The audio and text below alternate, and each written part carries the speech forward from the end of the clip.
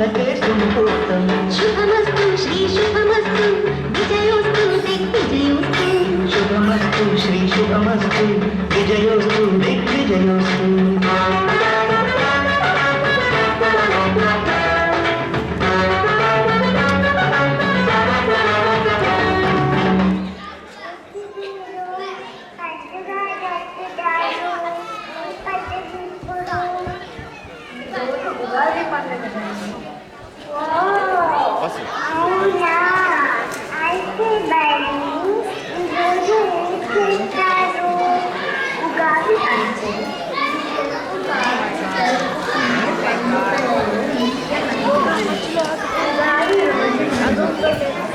సంవత్సరం మొదలు అవుతుంది కాబట్టి ఇది తెలుగు వారికి మొదటి పండుగ.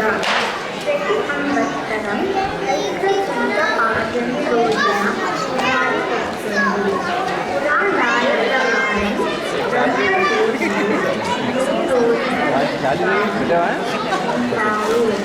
ఉదయాన్నే నిద్రలు లేచి తలస్నానం చేసి కొత్త బట్టలు ధరించి పూజ చేసి ఉగాది పచ్చడి తింటారు. అలానే ఈరోజు కొత్త పనులు మొదలు పెడతారు. కొత్త సంవత్సరంలో రాశి ఫలాలు ఎలా ఉన్నాయో తెలుసుకోవడానికి పంచాంగ శ్రవణం చేస్తారు. ఉగాదికి సాహితీవేత్తలు ప్రత్యేకంగా కవి సమ్మేళనం చేస్తారు. ఈరోజు ఉగాది పచ్చడి చేస్తారన్నారు కదా, దాని గురించి నాకు చెప్తారా మీరు? ఉగాది పచ్చడి అనేది షడ్రుచుల సమ్మేళనంగా చేసేది. ఈ 6 రుచులు జీవితంలో జరిగే వివిధ అనుభవాలకు ప్రతీక. పచ్చడిలో ఉండే ఒక్కొక్క పదార్థం ఒక్కొక్క భావానికి అనుభవానికి ప్రతీక. తీపి సంతోషానికి, చేదు బాధకి, కారం కోపానికి, ఉప్పు భయానికి, పులుపు చిరాకు, వగరు ఆశ్చర్యానికి గుర్తుగా భావిస్తాను. చూసారా, ఈ పిల్లలు ఉగాది పండుగ గురించి విదేశాలలో ఉండి కూడా తెలుగులో ఎంత చక్కగా చెప్పారో. అలానే వీళ్ళు ఇక్కడ ఉండి తెలుగు కూడా నేర్చుకుంటున్నారు. తెలుగు భాష గొప్పతనం గురించి తెలియచెప్పడానికి ఒక చిరు ప్రయత్నం చేస్తూ మీ ముందుకు వస్తున్నారు.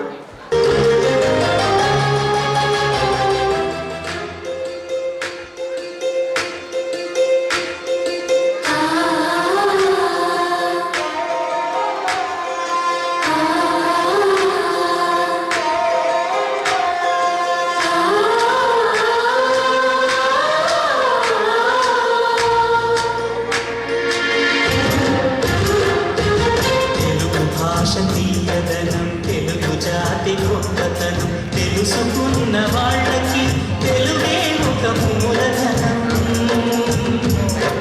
తల్లి తండ్రి నేర్పినట్టి మాతృభాషరా, తెలుగు మరచిపోతే వాళ్ళని నువ్వు మరచినట్టురా, ఇది మరువబోకురా.